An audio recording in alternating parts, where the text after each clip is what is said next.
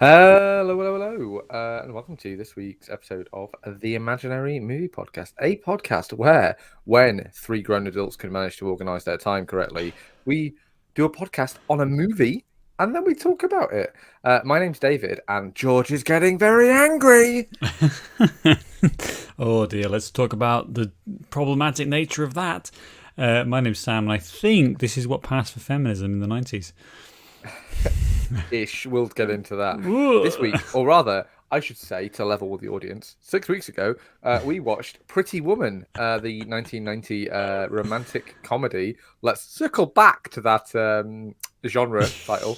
Directed by Gary Marshall, starring Richard Gere and a very young Julia Roberts. We have been trying for literally 6 weeks to record a podcast about this movie, and Ross still isn't here. I just want to make that clear to the audience. So one third failure, 2/3 we're here, but we might not remember it that well. Yeah, but 3 out of 3 for 6 weeks. I feel like that should be the takeaway here. Is like we could not get 2 of the 3 of us on to record for 6 weeks. It's shit's going on, man. Like it's just the way it goes. So yeah, Pretty Woman. Like this is one of those Pretty movies. Woman. Yeah. That's why it's called that, because of that song. This is one of those films that it's a cultural touchstone, isn't it? This is a film that people find significant, and there's made a lot of money. A lot of people saw it. A lot of people continue to talk about it, and it's not something that I'd seen until 6 weeks ago. I sat down and watched it, and this is another cultural osmosis movie, if ever I've seen it. Like, yes. The Pretty Woman bit. What's cultural osmosis, Dave? To explain. Cultural osmosis is my own term that I've possibly stolen from someone else. So there'll be no credit though. Sue me. Take all of my debt, please. So cultural osmosis is a term that I use to refer to like big movies that you just never saw for whatever reason. Like I watched The Shining for the first time the other week, like for no real reason. I just hadn't watched it.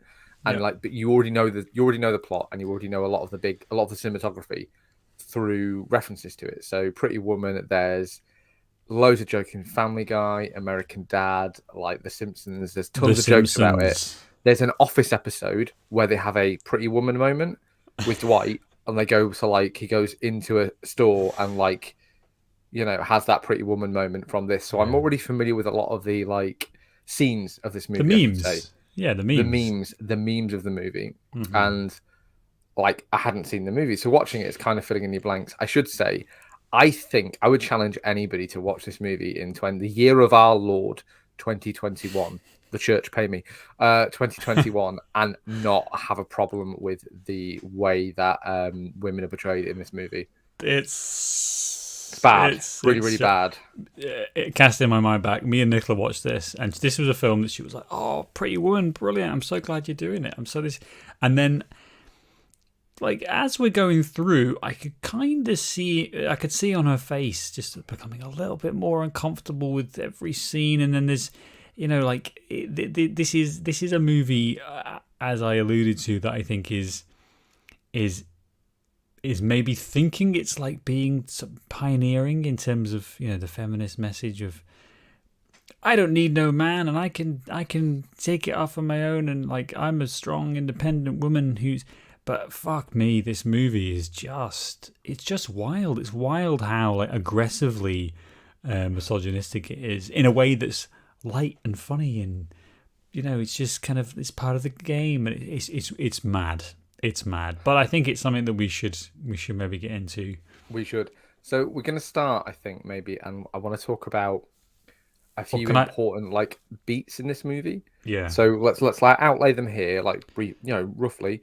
Firstly, I want to talk about how the meet cute of this movie, because that's a contradiction in terms there. Yeah. Let's do a plot summary. Let me do the plot summary, and then we can jump straight into that, Dave.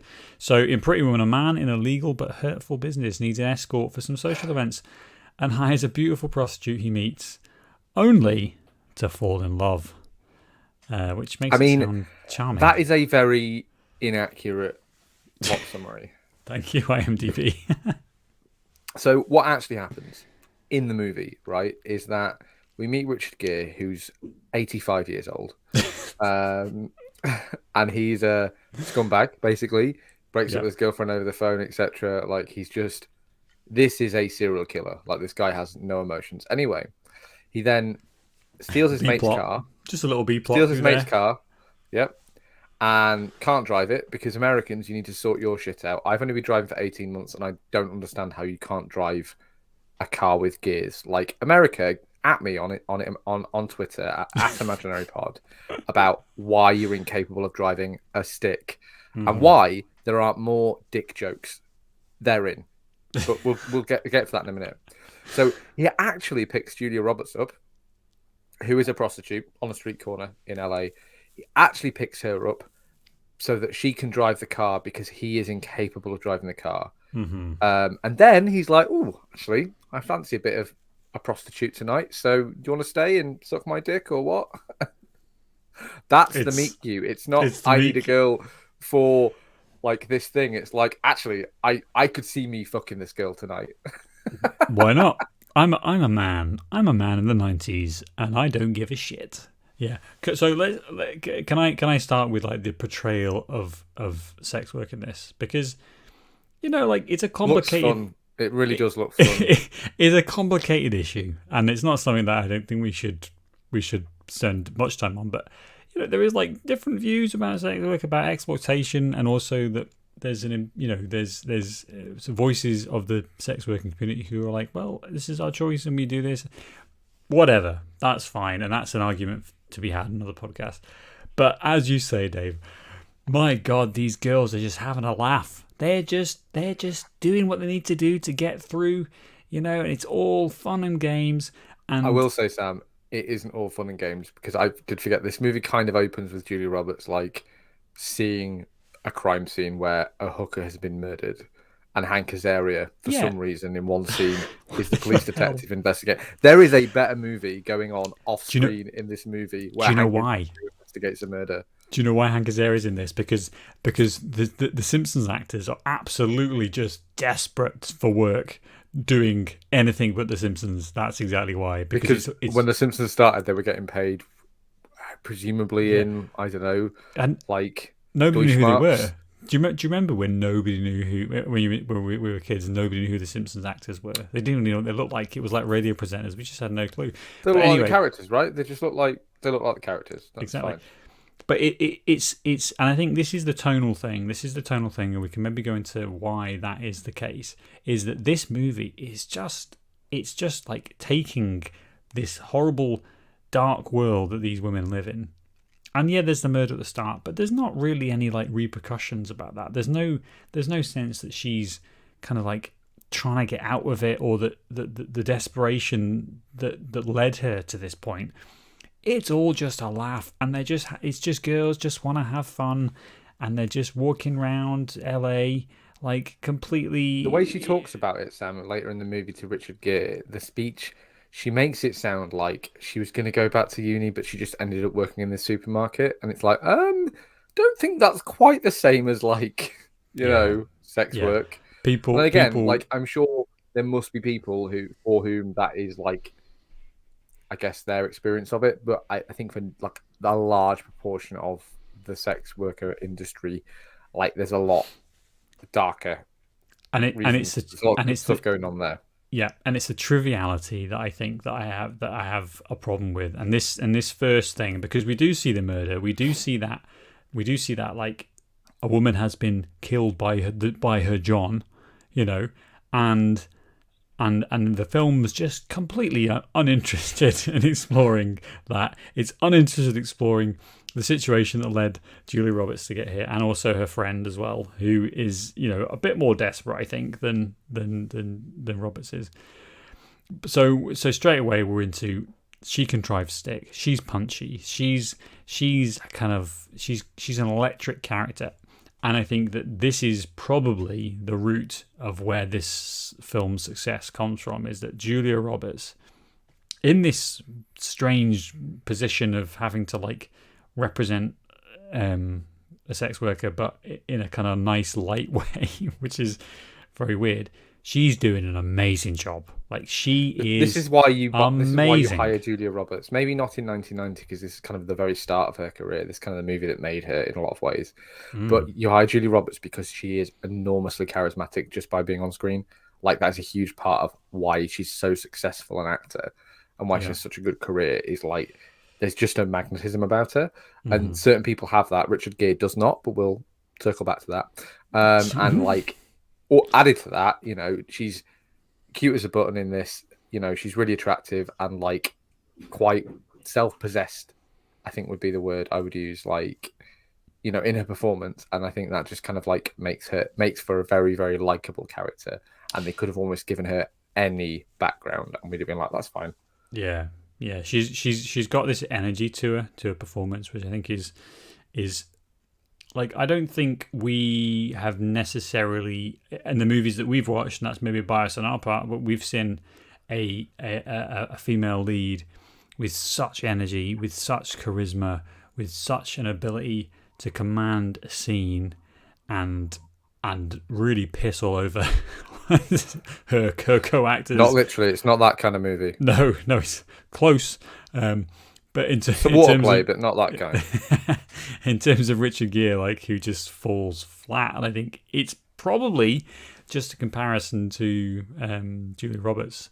And there's scenes later on when she's in the bath, as you mentioned, and it's like she's just having the best time, you know, as an actor, I think, as well. Like, you can see there's this energy that's just coming from her, which is, I think, her just enjoying the process of acting as much as, you know, portraying a character, which adds so much to the movie. And again, it's all kind of in contrast to the dark nature of this film, which is kind of where we start to hit up against the problem. This movie is really dark throughout, actually, but you kind of have to dig to find it a little bit because it's hidden behind all this like glamorous stuff. Oh, it's great. It's Julia Roberts. Yeah. So I want to talk about, though, before we sequentially move on to, like, there's a lot to unpack.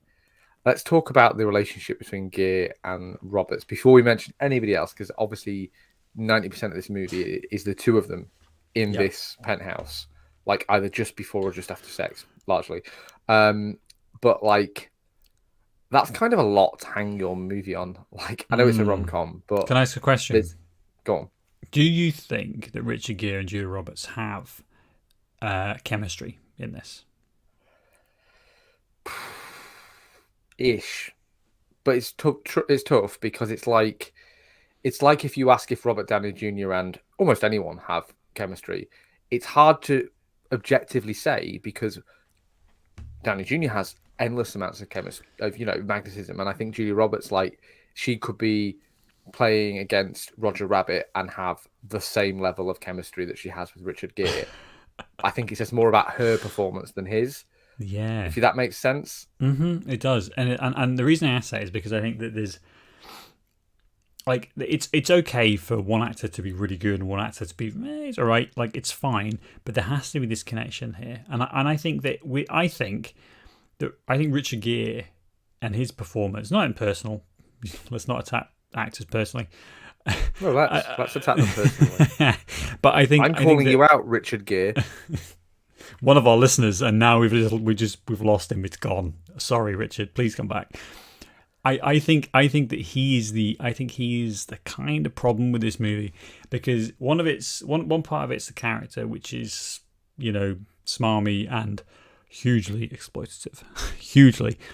The other part is that he's just kind of he's not giving, I don't think, enough to Julia Roberts as an actor. I think he's not kind of opening himself up enough. And so we get this character who's kind of like, he's kind of shallow in the sense that we don't really know anything that much about him. You know, he's got this thing about his dad. He's got this daddy issue thing, which kind of is on the surface. We've got this, I want to crush people in business thing, which I hate. I fucking hate, like, this fetishization. It's a real sideshow in this movie of business, which is you get through the 90s and 80s movies. So there's all these things like running through, but we never really get to the kind of core. Never mind the problematic nature of this movie. I don't think we really get to the core of who Richard Gere is and why he's so fucked up, and why the connection between these two people is seemingly so strong. I just don't think he sells it quite enough for me. My take is that like that's a direction issue where I think Richard Gere in this movie is directed to say, like, right, Richard, you're emotionally closed off, like dead behind the eyes. And I think, because I do think Richard Gere is an okay actor. I think there are even better Julia Roberts Richard Gere films. I would say Runaway Bride is probably less objectionable than this, but I haven't seen it in 15 years, so don't quote me on that, internet. But I think that like the direction is like you're distant, you're emotionally cut off, like, and it's kind of there's several versions of this movie. The one that kept screaming itself at me while watching it is this movie could so quickly and easily be American Psycho. Like, yes, this movie absolutely. could, like, in a second, almost to the very end, turn into Richard Gere filming himself with a chainsaw and then murdering a load of prostitutes. Like, you would not believe.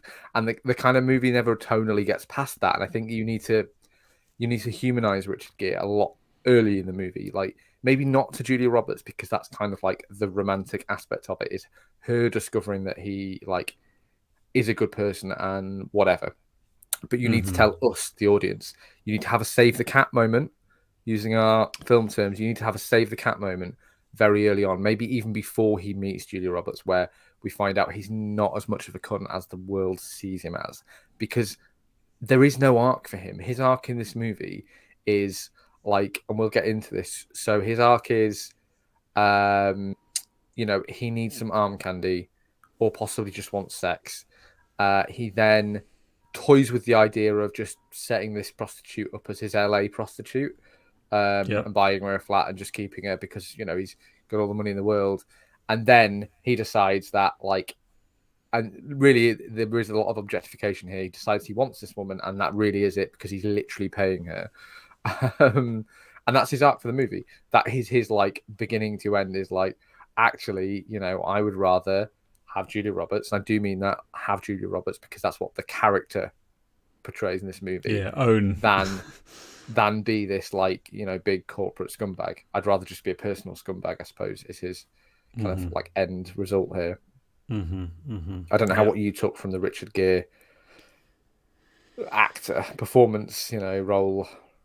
Well, it's just one of those. I think it's one of those roles that just, again, it doesn't really fit for me. It doesn't really fit in this movie, and I think it maybe comes down to probably the original sin of this film. Maybe we can go back to the kind of conceptual of the movie, and then let's get into the rest of the plot. But right, this movie is about sex, it's about prostitution, and those things are fine. But the take that this movie has is very much focused on like Richard Gere as he has all the power in this situation. He is the one all of it, who has the social status, he has the money, he has all these other things that he's able to lord over Julia Roberts. And he doesn't really do that overtly until the scene later on with the polo, when he says she's just a hooker. That's all. That's I've never treated you like a hooker, and then you just did. All this stuff, which is like, that's a weird speech from Julia Roberts, where she's like, I've never felt like a prostitute with you. I mean, he's given you cash for sex like before now, and you didn't feel like a prostitute. I mean, again, I'm not really involved in the sex industry, so I don't really know. Is that not like kind of the raison d'etre of prostitution, like sex for money? But it's this thing. It's this thing of like all the way through the movie. The thing that I just couldn't get over was just how much he's exploiting her. Like, he's exploiting her to a degree which is almost psychopathic. As you say, it could be. We could have, what's his name from American Psycho in here, Christian because Bale.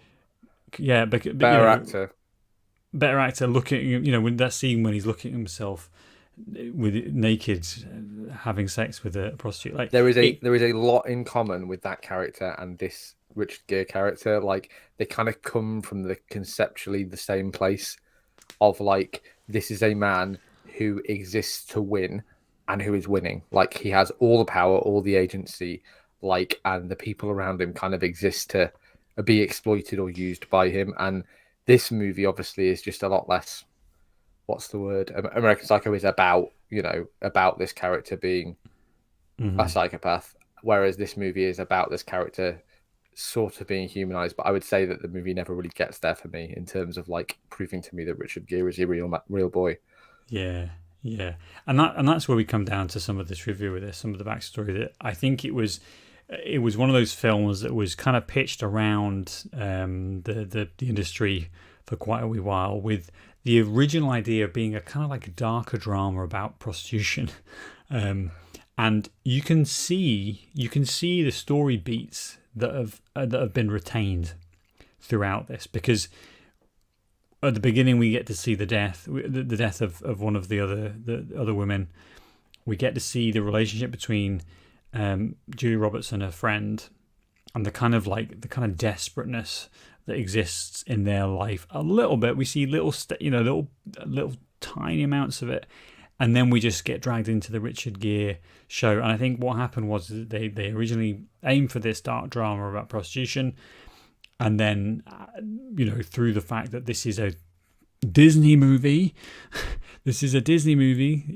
Touchstone Pictures, which is a Disney studio, it all got kind of really pulled in and adapted to a lighter. It's a studio hatchet job, and like you said, and we get this a lot in movies where, honestly, if you're a screenwriter, you've got a script, and I think a lot of young guys or girls, like you're just going to take the money. Like if someone wants to take your script and then just rip all of the things in the original, like you said, Sam, the original pitch for this movie was a much darker movie about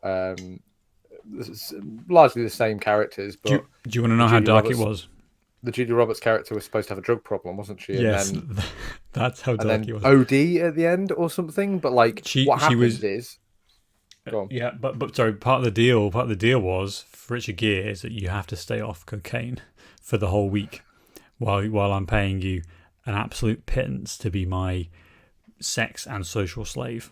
Like, it is mental. It's mental that is because you can see it in here. You can see that as like this is the scenes are still there. He breaks into on her in the bathroom and accuses her of doing drugs, but this character can't do drugs because she's for all intents and purposes a Disney princess.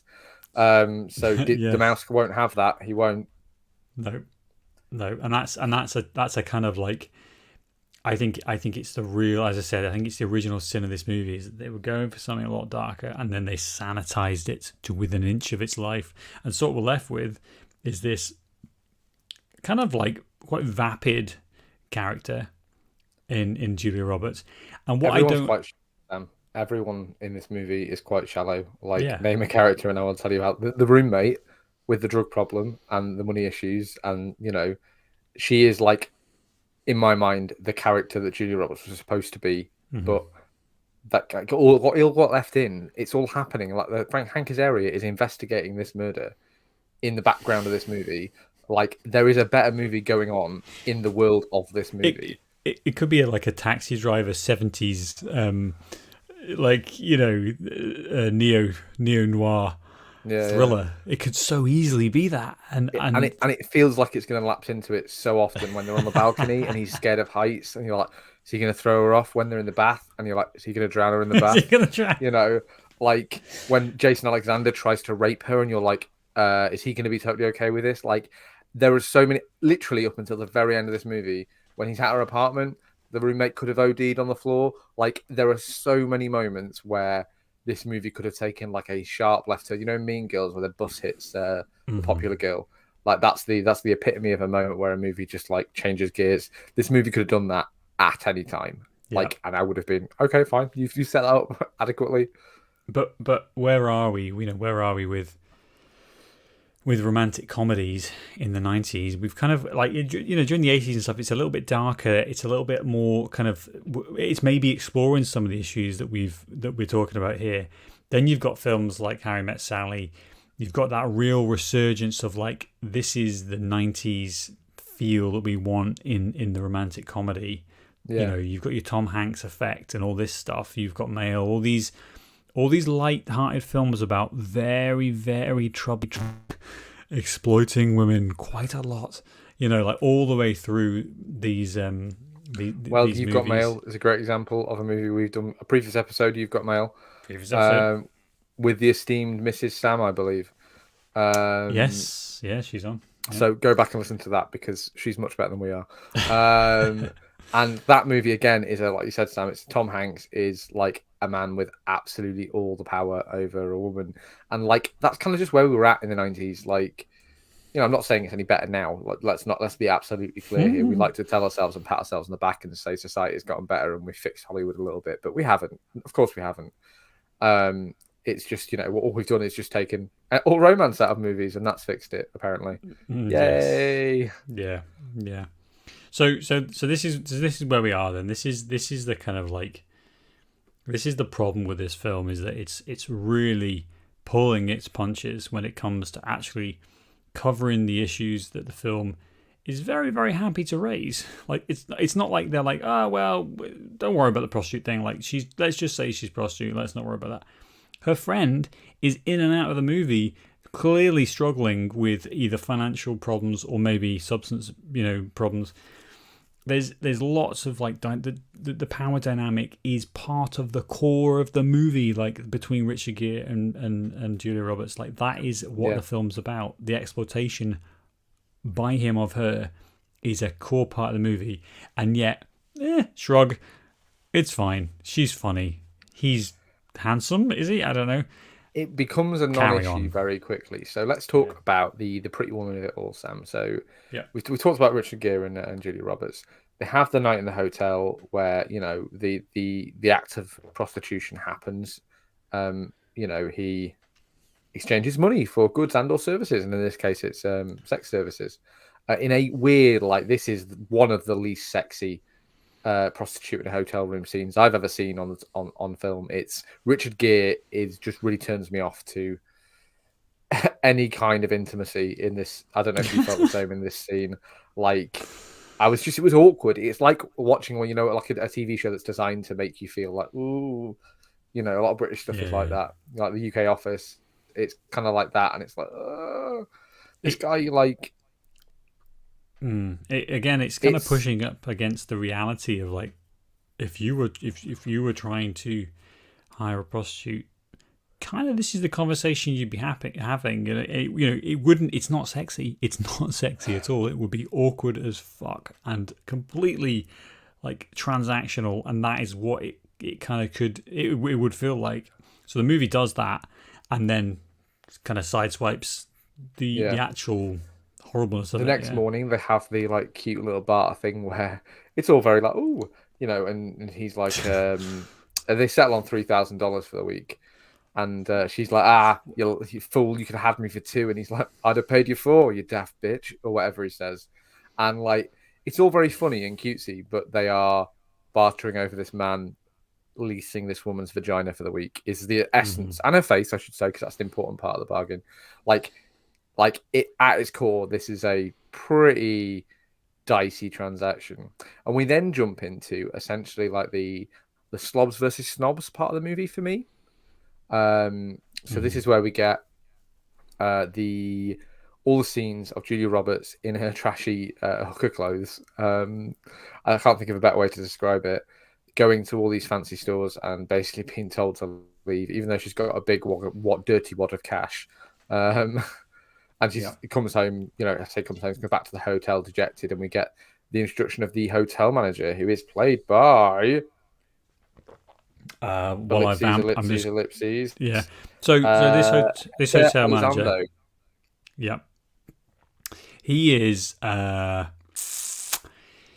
He's played throughout the movie as he starts off. He's a little bit prickly with Julia Roberts. He's kind of like, what are you doing here? And well, we don't really like people like you here. So he's kind of like, and then he softens a little bit and becomes this like The semi-father grandfather figure. of prostitutes. Yes, I he's the know, Saint Nicholas I of know. prostitutes.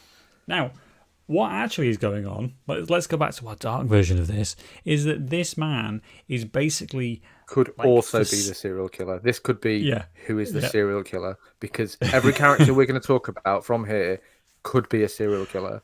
That's it. The start of the movie is let's rewrite this movie right now. The start of the movie is Julia Roberts who's been killed. Hank Azaria gets to retrospectively, so we've seen Series of that flashbacks. series of flashbacks. Yes. It's Seven. We've got the movie Seven. It's fantastic. We could just go round and it's basically him trying to interviewing these horrible men and trying to figure out who the murderer is. Footage we see, Sam, you could cut this movie.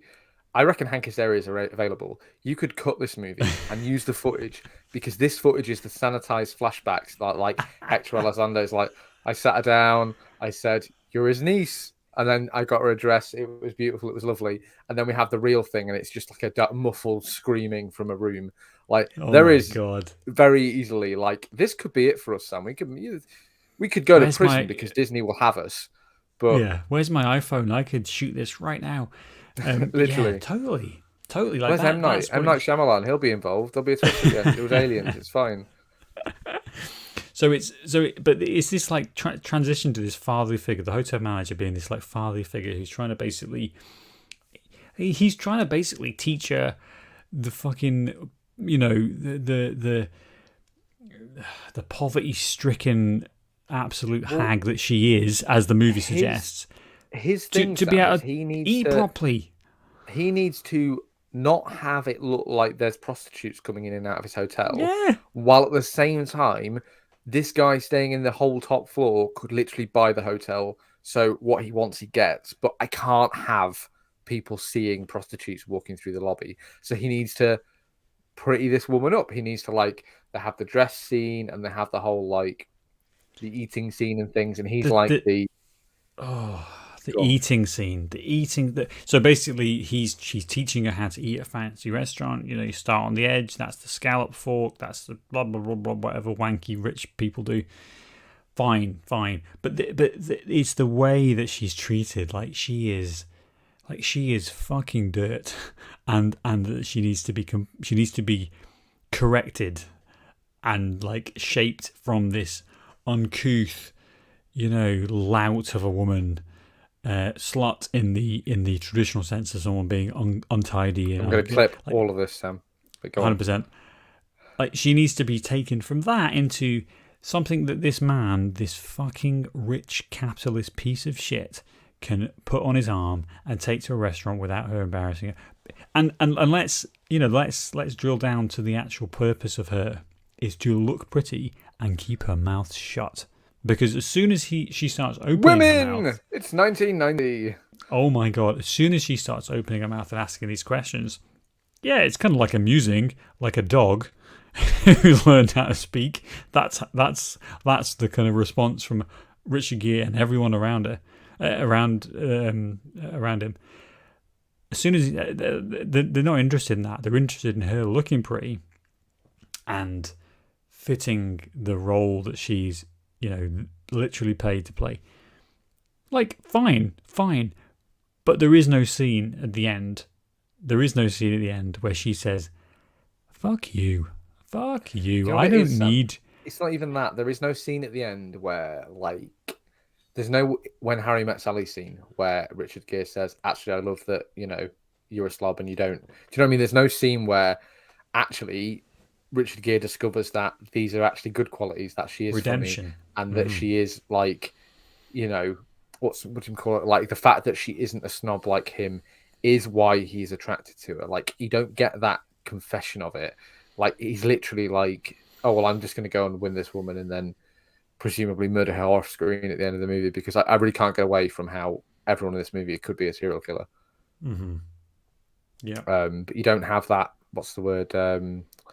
Protestation of his love, and you kind of need that in a rom-com. Like it's just this movie fizzles out towards the end, but we are not at the end yet. There's plenty to unpack in the middle. Like let's just take a minute just because we talked about Julia Roberts and like I think the questionableness of this film, while it seems really really questionable now, maybe wasn't that apparent, but it was apparent enough because who was we had Meg Ryan was one of the choices for this film. We've got Mary Steenburgen, Diane Lane, Karen Allen, Jennifer Connelly, Molly Ringwald. There's a long Valeria Giuliano. There's a long list of people who looked at this film, looked at it, and then went, no, thanks. Like that's a lot of very big actors in the 90s who basically rejected it on the basis of either I don't think the role's right for me or whatever else, or just going like this is pretty dodgy. I think pretty dodgy. Honestly, like I think this probably looked like career suicide. Yeah. Like and then you become the prostitute from Pretty Woman, and I think there's like a real someone like Julia Roberts who quite early on in her career like had very little to lose by doing a role like this, whereas some of the names you just mentioned, like Molly Ringwald especially, like this could kind of kill a fledgling career as a romantic lead because then you're known as, you know, your public recognition is as that. It could, if this movie is not well received, like, oh, didn't you portray a prostitute in that huge movie Disney made? And it's kind of like a, you know, I think that's probably the reason a lot of these actors turned this down. I mean, part of that, obviously, maybe the script, which must have been poor because this is what we got. So, like, the script can't have been great to begin with. And part of it, I think, is just like that aversion to playing a, you know, such a societally negative character. Like, this is, you know...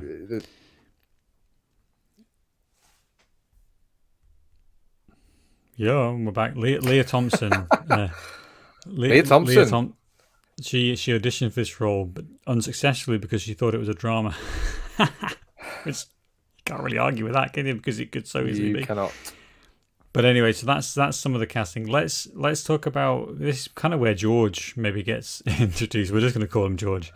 I think we should say off the top, we are talking, for anyone who isn't a Seinfeld fan, I mean, stop listening to this and watch Seinfeld, obviously. But we're talking about Jason Alexander, who plays in this movie, the character name isn't important, but he's George Richard Gere's. He's Richard Gere's accountant, and he's like, this, you know, where Richard Gere is slimy and despicable, but like Jason Alexander is the physical embodiment of sleazy businessman. This wasn't that far away from Seinfeld, was it? So he's kind of like, he's not like a really well established guy who's coming in. You know, he's been on Seinfeld for a couple of years, maybe late 1990. So Seinfeld's only in its second year, so this is like early, you know. Yeah, look at this head of hair on him. I know. So we've got this character, and he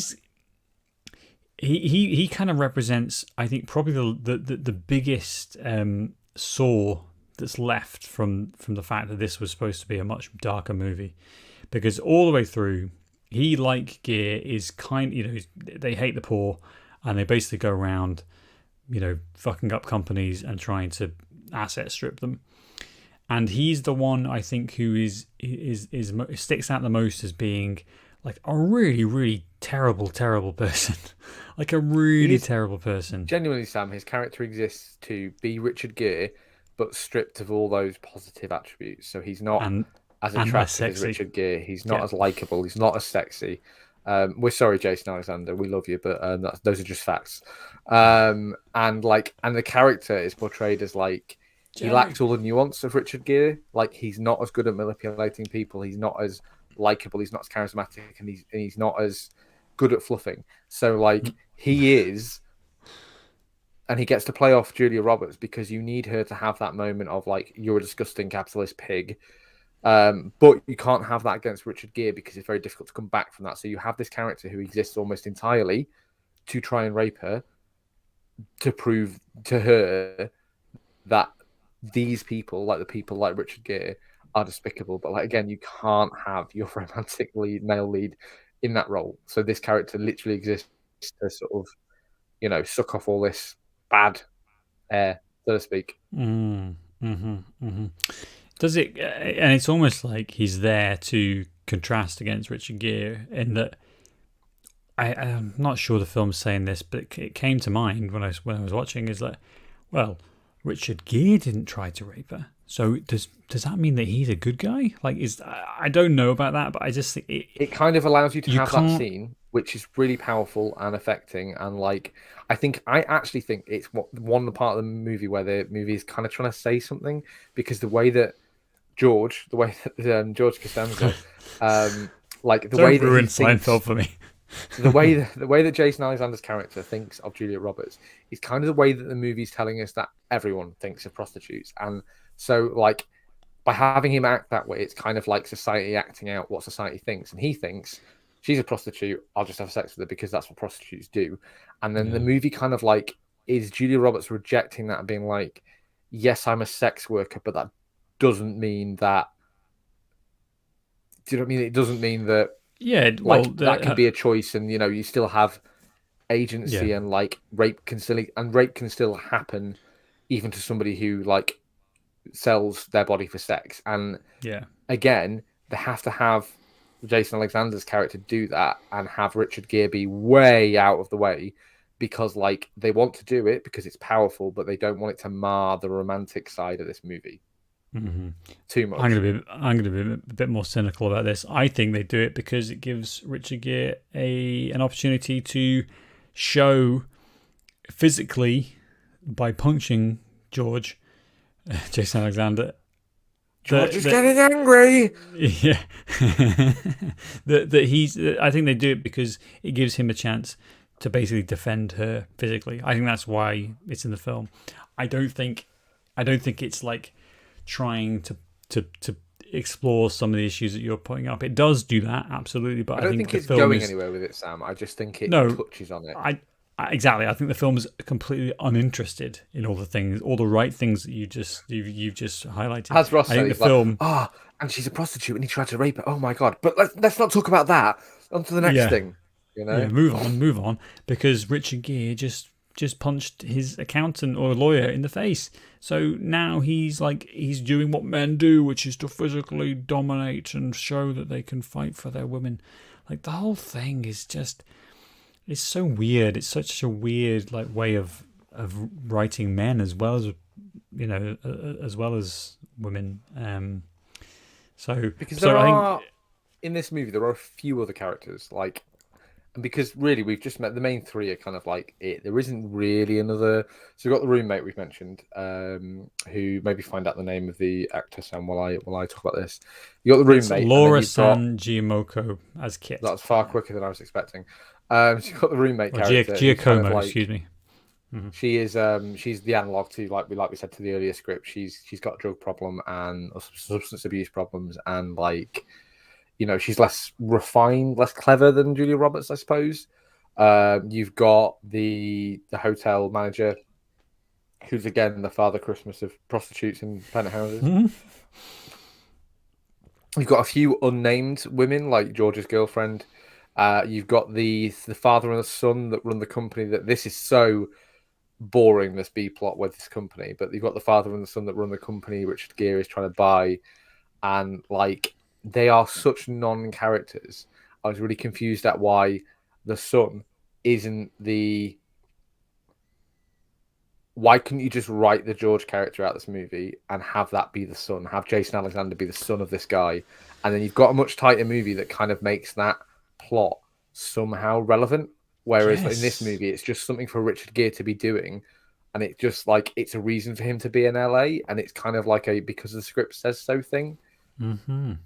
If he was a total scumbag who found out that Julia Roberts, her character is a prostitute and only doing only with Richard Gere for the money, like that would bring those two bits together. It would bring the scumbag business side, and it would bring that together, and you'd be able to kind of then you could have Richard Gere choosing between his business, because this son knows. And he's trying to use it to leverage Richard Gere. You could have him choosing between his business and Julia Roberts, and then actually have some emotional weight to the end of this movie, other than like Julia Roberts saying she doesn't want to be a kept woman, and him saying, oh, I don't really want a girlfriend who's a prostitute, you know?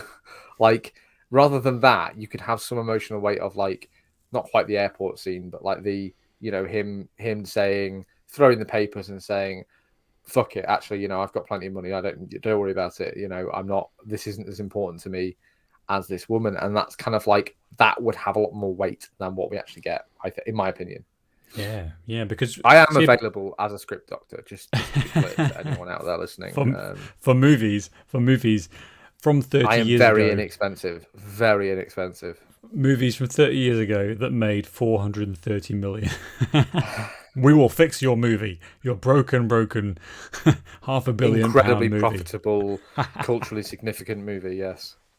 Let's talk about the cultural significance of this, because as we said at the start, that this is a romantic comedy, which is I think quite amusing to me, because it doesn't really appear to be that funny or particularly romantic, considering all the things we talked about. But fine. But this is a film that, you know, it cost like 14 million and it blew up and made nearly $500 million in 1990, which is an extraordinary amount of money. I think the way this movie is recollected is maybe at odds with the actual movie, and obviously, like, not everyone, and we talked about this before, not everyone watches a movie to do a podcast about it, so like you can be totally forgiven. Or from our intersectional feminist view, absolutely. Exactly, yeah. Sam. How feminist of you to say so. So not everyone watches a movie with those lenses, and obviously also we're 30 years removed from this movie coming out. It's hard to, you know, we were barely born when this movie was released, and like it's hard to so it's hard to like be in the headspace of the time, and obviously like the goalposts are different of what's acceptable and what's problematic, etc. I mean, that's changing all the time. In 10 years, we'll look back and go, God, I can't believe we said all those horrible things on that podcast. That's just life. So it's hard to judge that from that point of view. And I think a lot of people remember this movie as a working girl, like a working class girl doing good. I think it's kind of like it's recollected as a slobs versus snobs movie where the slobs win. And like, there's a lot of that runs through the 80s and the 90s. And like, I don't think this is that movie, but I can see how you could finish watching it and the takeaway would be that Julia Roberts has prospered because of like her inequalities, you know, as opposed to Richard Gere, who has discovered that, you know, being rich and powerful isn't everything. And I can totally see how you could take that nice message away from this movie. You're wrong, but I can totally see how you could come to that conclusion. You listener, you were wrong. Yeah, no, totally. Do you know what I mean, totally. Sam? Like, yeah, 100%. Because the film is doing everything that it's supposed to do to get you to that point. Like it has. This movie will get you there. Yeah, it will, because the film is kind of following the track that we're expected to follow in a romantic comedy. We've got this aloof, sexy businessman. We've got this down on luck woman who's trying to, you know, make it in the world. Now, if she was an assistant at a publishing house, this would be a very different movie. Like, and the sexual politics and the power dynamic would be completely. Are you saying that because we watched Bridget Jones a few weeks ago? Or what? I'm saying that's because that's what women in movies are. Is they work in publishing. That's what, they work in publishing. That's what we're told to believe. Publishing was when we used to consume print media. We used to have places whose job it was to print the media. Yes, it's all very strange. Ask your parents. Kids even younger than that. This is when you could read magazines on an iPad. You can't even do that anymore because they're all gone. So there's all these things that are running through, but let's not forget that this was really popular, and it was popular, you would probably guess, largely with women. And I think obviously as two guys, we're not going to try and guess why. Probably why I hadn't watched it. We've talked before about like when you're a teenage boy, like toxic masculinity was fucking rife when we were growing up. Exactly. Oh, that's the girls' movie. We can't watch that because we're men. Fuck off, mid-2000s. Like, fucking, let's just encourage people to enjoy media, you know? Yeah. But not this film. Watch something else. Not this. Watch something good. But in my little bit of research about this, I was trying to understand that. Like, from a female perspective, from a, if you're a woman watching this, and you can see it as like the power dynamic is there, and he is so exploitative of this woman. I just wonder where the sexiness is. I wonder where the romance is in this. And so there's this there's a essayist called Laura Kinsale in The Androgynous Reader, and points out that, I'm just going to quote here now, what reading a romance becomes is an experience of what courtship feels like, but the courtship is carried out between myself and myself. And so the idea that I think women are watching this and thinking, I completely am Julia Roberts, that's who I am, that's who my analog in the movie. They're also going, I'm also Richard Gere. And so like the dynamic is that they don't just identify with Vivian as Julia Roberts' character, they also identify with Edward, who's the old-fashioned wielder of power. And so the dream is not just being like Vivian, it's also to be Edward and to have the kind of... And so that actually really kind of opened my mind as to how, in the same way that we fantasize about, like, Batman. Getting to bed at 10 p.m. and pizza. Yeah, crazy. It's... We fantasize about Batman in that he's a badass. He goes around. I don't really want to beat people up that much. I don't really want to be out, as you say. But you want the power. But the power is interesting, and that I think kind of gets it. Kind of something clicked in my head as to, oh, I get it, because I'm not a big romantic fiction or romantic comedy kind of. I don't really enjoy that. But and you're a dude. It's hard to empathize with like another gender, and like the way that they would view something like this, especially because so much of the media we consume comes from a very patriarchal place. Yes. Like the man has all the power, like, so the man is the lead, obviously, and like that's who we're invested in, interested in. Ultimately, he's going to get what he wants because it's Hollywood, baby. Mm-hmm. And really, and this is the interesting thing. And it comes down to, I'm just going to quote it again. It says, the film's about power. One is a spy story. We've got James Bond, another example of a character who is, the masculinity. Raping all sorts of women all over the world, yeah. Atrocious, killing people, doing loads of shit that I don't want to do. But he's cool because he's James Bond, because he has the power. So, quote, one's a spy story, one's a romance, but it seems like they both fit in the broader American genre of shallow empowerment fiction. Now that, I think, absolutely nails this movie. This is what it's about. It's about men and women through the lens of Richard Gere's character becoming empowered, feeling powerful, having that thing where you can just throw money out. You can blow money on champagne. You can give give me some of that. Yeah. Maybe I could go and like fill the car up and not feel a bit like, should I really have put £6 worth of fuel in it? I know. That would be enough for me. That would empower me like you wouldn't believe.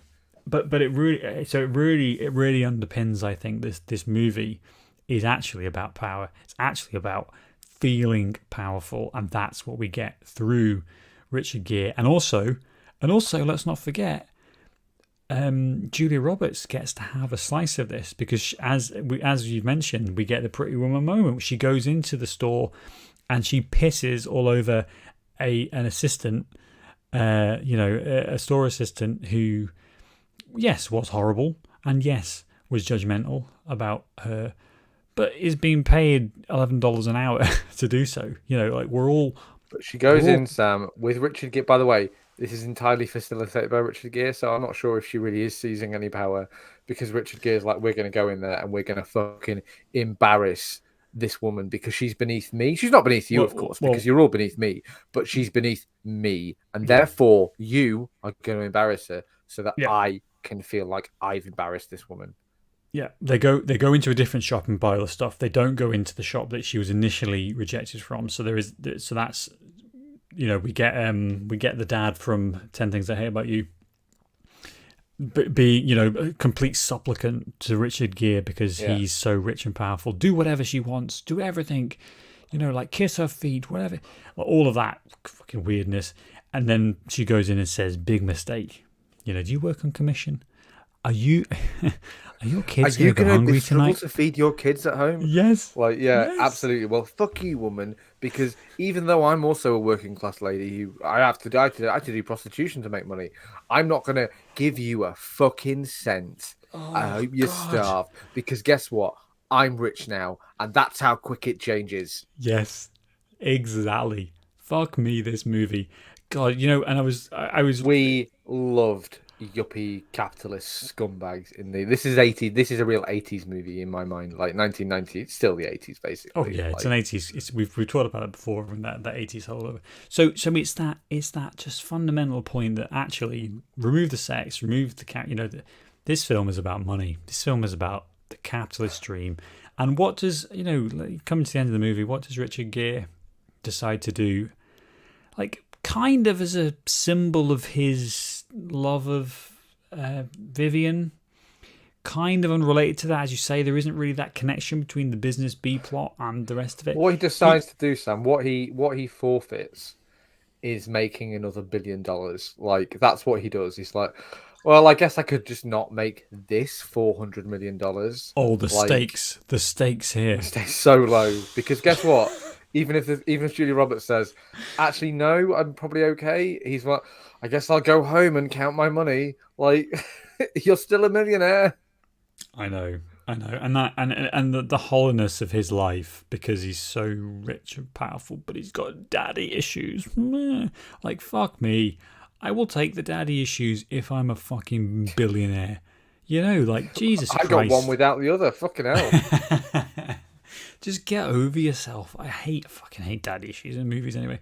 But it's It's just again like we talked about. Sam, it's really shallow and it lends itself to the shallowness of this character, where it's like his daddy didn't love him. Like, no, can we actually write a character rather mhm. than just have him be like his daddy died and they were estranged? Blah blah blah blah blah.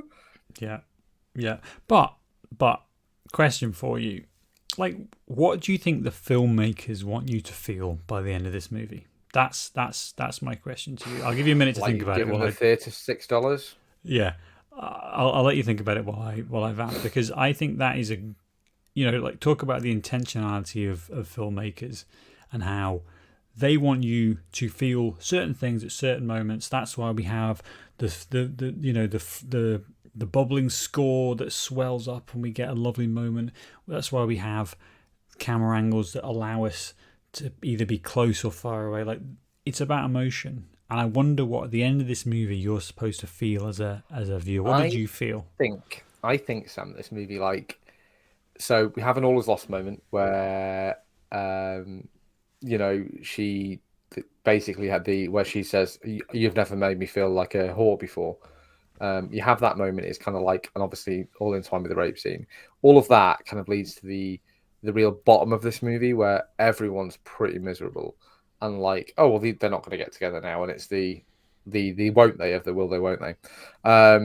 And then so that's the low point. The movie brings you down after having all this fun, and it's like, was that just a, and Julie Roberts' character is thinking like, oh, it was all just fake. It was all just like, the natural high of like being really wealthy and having that for a week, and like, it's not real essentially. And then at the end of the movie, you're supposed to feel like Richard Gere goes to work and like throws his whole life away. We've seen this so many times. Like Liar Liar, the comedy with Jim Carrey, does it better, where he chases the plane down at the end and like he decides he'd rather have a relationship with his son than have this high flying job. And they kind of want to do this in this movie. They want Richard Gere to like give it all up, but they've spent absolutely no time like having, like you said, having any stakes. But they want you to feel that he has rejected his previous life, his life of like being a bachelor and like going out and like gutting companies and being a scumbag and like not emotionally connecting with anyone. You feel the movie wants you to feel he's rejected that and he is like throwing himself at Julie Roberts' feet with climbing the fire escape because he's afraid of heights and proving to her that he's like they keep referring to like this sort of a medieval fantasy where she's the damsel in the tower, and the movie wants you to be She along for the ride there, but they do not fucking give you the stakes for it. she has a childhood fantasy of being rescued from her abusive home by a knight on a white steed. I mean, come on, and the film just casually just drops that in there that she grew up in an abusive house, and then what does she do? She gets rescued by a billionaire. She gets rescued by money. Money saves the day. Money. And everything's okay. Now, I'm totally with you there. Totally with you about this is what the film wants. The film wants you to feel like it's okay. He did it. He rejected his life. And we did it. We did it. We saved Julia Roberts. Yeah. Yes, there's no stakes for him, but fine. Except one of the last things that we see in the movie is her leaving Kit and says, "I'm going now. I'm leaving this life. I'm trying to get out of it." You'll be dead Kit's from an overdose within a week, but no problem. I'll see Kit's you later. like, "Okay, love you, sweetheart. Bye bye." There's the sense of like female solidarity is completely gone because she's just out of there. And then we see. And it's actually deeply upsetting, I think. And the film's not interested in this. We see another woman walking in to be her new roommate at the end of the film. Oh no, and we see them on the street corner, Sam, and she's like, "Listen, if you really want to get the primo Johns, you need to really like stand this way and do that." And you're like, "Is this movie like what are we saying here? What's the message here?" It is a hellscape. Is what this movie is presenting. We are basically just saying again, Sam. That scene could be the very last scene of our really serial killer-y cut of like Julia Roberts is dead, and she's like, "Well, I'll get another roommate, no problem. When I'm murdered, you'll have to get another roommate and teach her all the secret ways of being a prostitute." How many fucking billionaires are there just driving around in Lotus Esprits looking for people Lots. who can change gear for them because that's what we need. That is the lesson of this movie. Let's go back to our idea about empowerment. There's no empowerment in this. The empowerment is getting money. You need to snag yourself a rich man. That's the message of this movie, Sam. And that's why I found it so distressing, is because at the end of the movie, the film's kind of like, well, there's loads more. We saved one of them. We dragged up this woman from the gutter, and now she is fine because she's got this lovely affluent billionaire who's has all the social graces. Sam, all she needed was money. Not even a man. It's about the money, and that's what this represents. And I think that to me is just it's baffling. It's like even in the fucking 90s, you could have figured this out. You could have realized the imagery, because they shot and hired an actress who's going to come in, who's just going to be on the conveyor belt, who isn't going to be as nice and charming and famous as Julia Roberts, and she's going to have to experience the whole thing, because actually we don't really care about that. We don't really care about the social conditions that led to this point, and the film is almost laughing at it. Well, the film isn't interested in exploring any of these darker themes. Like, I think they exist in the movie largely because they exist in the movie, and it's like almost a cultural touchstone of like, people in the sex industry have substance abuse problems, so it's kind of like so obviously we have this scene. And Dave, are prostitutes people too? Like, is that a thing we want to explore? Nah, not really. This movie would have you believe not. Basically. Not really. No. So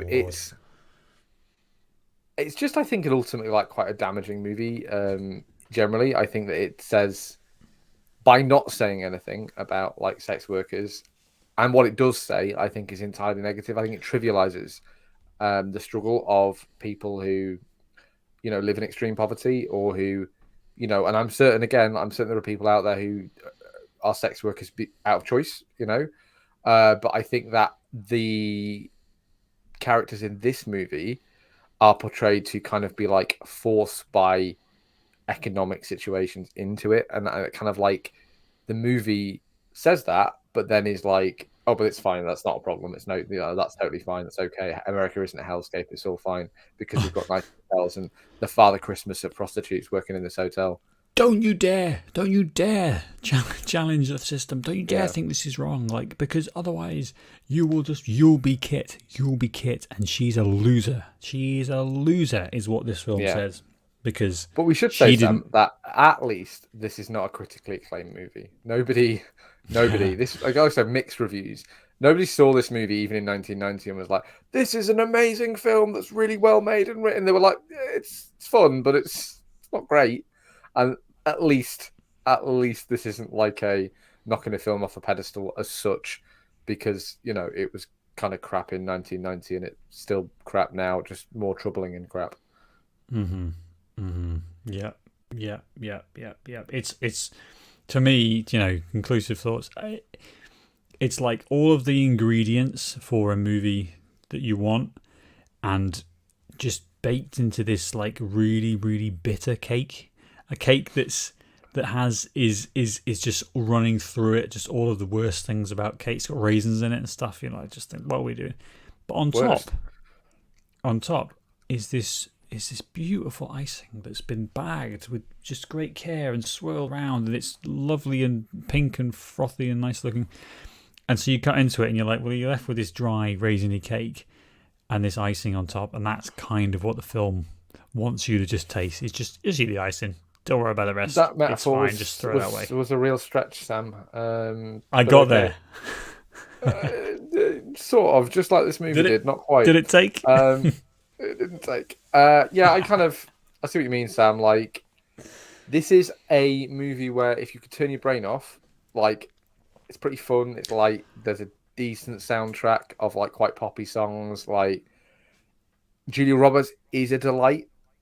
Even she's in this amazing. She movie, is amazing. She is phenomenally good. And like, actually, let's maybe just go and watch a better Julia Roberts movie because this is not one of them.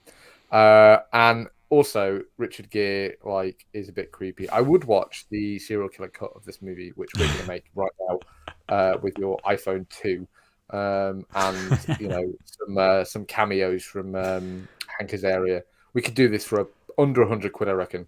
Did you know this was his first speaking role? I can believe it. Saw. You believe that in a movie? This is his first speaking role. Oh, Hank Azaria in Godzilla. That's something we should do one day. I really like him in that. That's a really just specifically movie. Hank Azaria in movies. Yes, we should. Live action Hank Azaria and why it's inferior to the Simpsons Hank Azaria. Yeah, that's a good essay, Sam. It's your doctorate. Yeah. But we will be back next week, and our esteemed colleague Ross assures us that he will also be on. But I won't hold my breath, and neither should you. I don't believe it. I think he's been rescued by a emotionally damaged millionaire, and he's currently living his best life. Doing all the things he wants to do. Yeah. Where's my millionaire? God damn it. Well, back to the streets. That's it. Right, Dave. This has been fun. Later, yeah. See you next time. Ending the broadcast.